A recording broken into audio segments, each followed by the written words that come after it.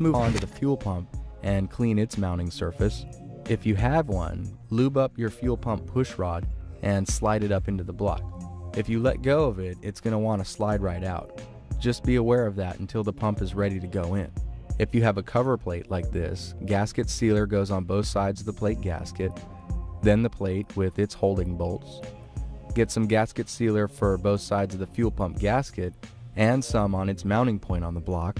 For most engines, when the balancer is set to top dead center for the number 1 cylinder, it's easier to install the fuel pump.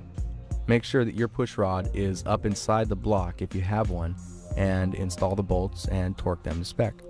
Moving on to the front, grab your water pump and its gaskets and put plenty of gasket sealer on all the metal and the gasket surfaces. When it all dries a bit, the gaskets will stick right in place, and we can treat the water pump bolts with some type of thread sealer. This will keep the water from inside the block from leaking past the threads. If the bolts that hold your water pump thread into the water jacket area of the block, then you absolutely need to seal these threads. Next, all 4 of these treated bolts got tightened to the pump and torqued to spec. On the top of this motor, the thermostat mounting surface was a little bit pitted from some rust damage, so we just kind of smoothed it out and filled it in with some silicone. Then a little gasket sealer went on both sides of the water neck gasket.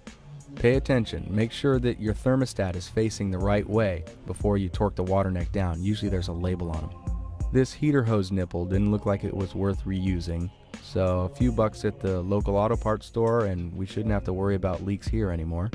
Go through your notes and storage bins, and any of your miscellaneous engine externals should all make it back where they belong.